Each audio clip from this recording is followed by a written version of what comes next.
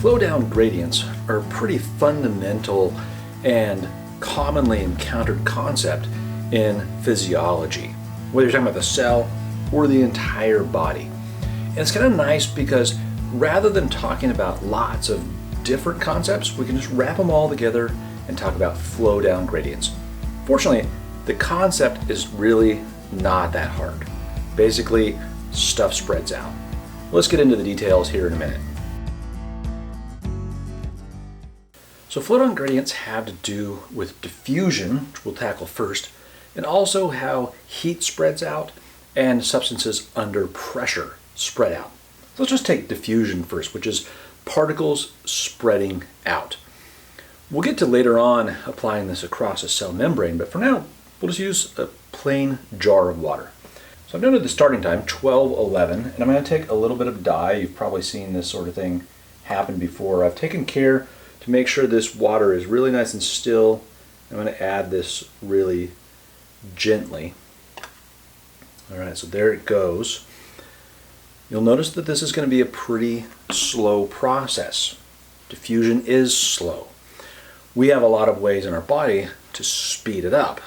Actually, I think it was Aristotle thought that basically we made blood in our liver and it just spread out or diffused out the body.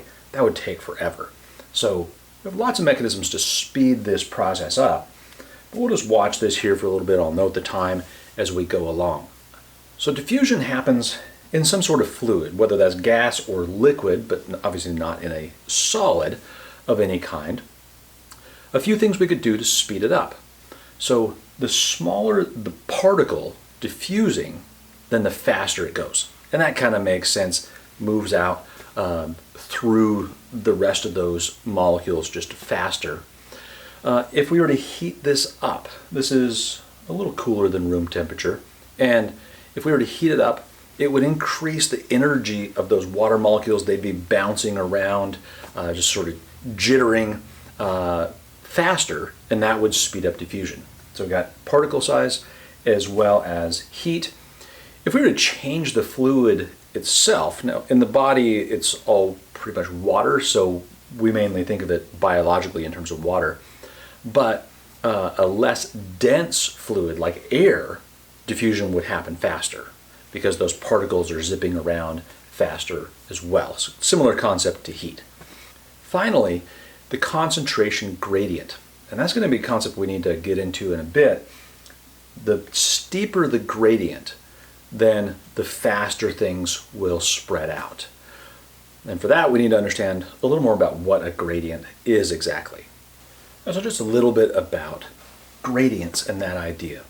It's just a difference in how much of something there is over an area of space. So from this side to this side, really looks a lot like the jar, just kind of tilted on its side. We have a high concentration of blue, and over here we have low. And that's always the way these concentration gradients work out, or these flow-down gradients. We move from high to low. And in this case, we're talking about a substance moving.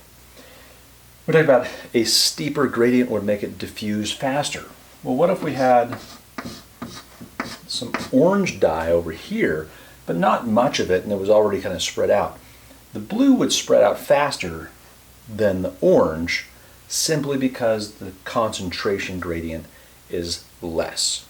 All right, so that has to do with the steepness of the gradient. And we can see this guy just spreading out. It hasn't really even reached much below here. So moving along pretty slowly so far.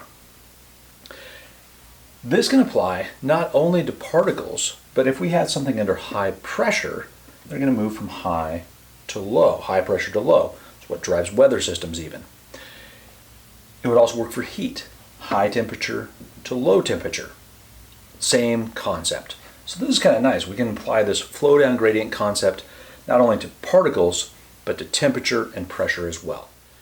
So the time now is 12:20, by the way, so we've been about 9 minutes and not a whole lot of movement in that still water. I'd like to see if I could come up with a faster demonstration.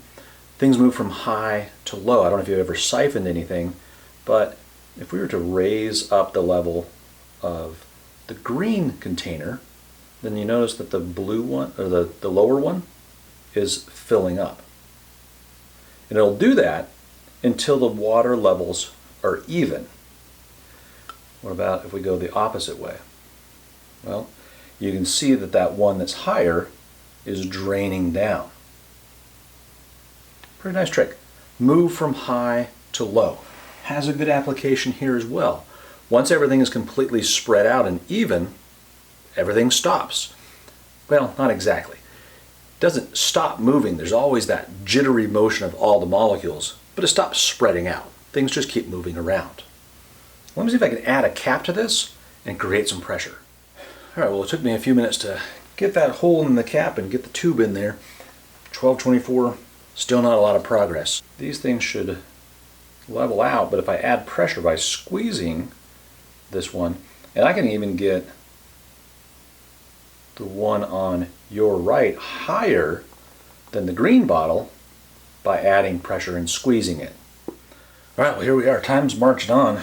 12:28. Still not a lot. See why we didn't just wait for this one to demonstrate that? Would have been a long video. The other ones are a little more dynamic and move faster. Let's talk about heat. We touched on pressure, and I'll come back to that one, but if I touch this cold pack, my hands start feeling cold because the heat is leaving me and going into this area of low heat. So another way to think of cold is a very small amount of heat, and heat will always move toward the area where it's lower, where it's colder. And that has a lot of applications for cooling us off or warming us up. Heat is always going to move from where it's warmer to where it's colder. What about pressure? We demonstrated that by squeezing that one bottle, but we can also demonstrate it with an air compressor. So I crank this up, put lots of pressure in the tank. In a way, this represents a cell, right? It's a cell. I've locked away all that pressure inside this tank, and I'm not going to let it escape. Which brings up another interesting point, which is the gradient, if you have a high and low difference, is actually stored energy. And I can use that by releasing it, right? Once I hit this valve, then I'm creating an escape mechanism for all that built up pressure. It's going to go from high pressure to low pressure. And if I put a little bit, then I release a little bit of air, and a lot, I release a lot more. So that brings us to the next topic of resistance. When we allow something to spread out from high to low, we need to create a path for it. So in those water bottles, I used that tube. If I used a bigger diameter tube, there would have been less resistance. It would have flowed faster. If I used a tiny tube, it would have flowed a lot more slowly. All right? Same with this. If I have a smaller tube, less air is going to be able to come out just because there's that resistance. Or if I pinch this tube, then that would also create greater resistance. Kind of like if you were to kink a garden hose, something like that. It would create resistance. And so adding resistance to this equation means that we're slowing down the progress of things spreading out. Let's look at a few physiological examples of that. Well, it's 12:35, still kind of slow. Some of these applications, let's go with heat first. If I want to increase resistance to heat spreading out, I put on a jacket, right? The fat layer underneath our skin provides some resistance to that heat escaping into the world, where presumably it's lower temperature, right? If it's cold outside, you're going to put on a jacket to increase the resistance of that heat loss. If it's warm, then you decrease resistance. You can also do that by controlling blood flow as well. What about pressure? Where in your body would you create pressure? Well, lungs and heart would be a couple of key examples. Your heart squeezes, just like I did on that bottle, increasing pressure, and it flows out.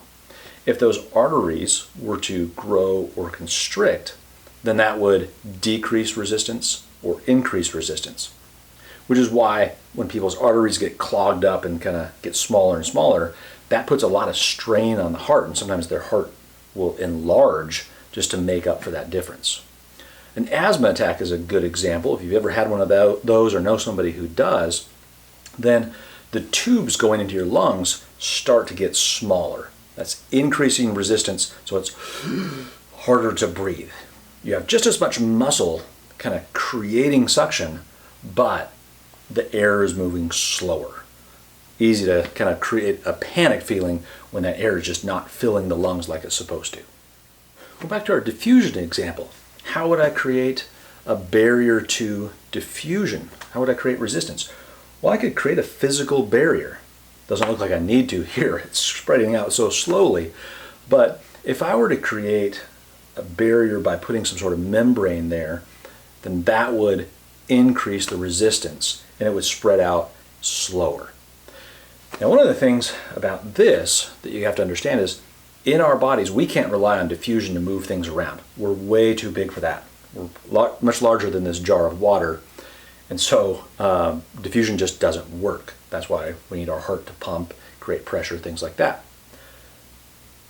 But diffusion in our bodies is happening at sort of the micrometer scale, 1,000th of a millimeter, the distance across a cell membrane, or from the tiny sacs in your lungs into your blood capillaries. So diffusion is happening over really small distances, and that's fine.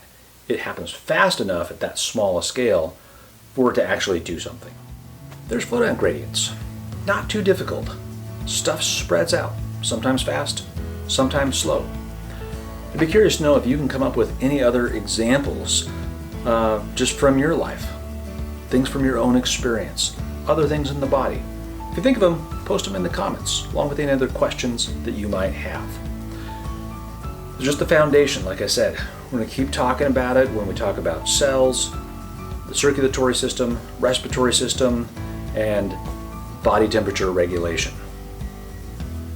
This thing still is hardly spread out, and it's 1 o'clock. It's time for lunch.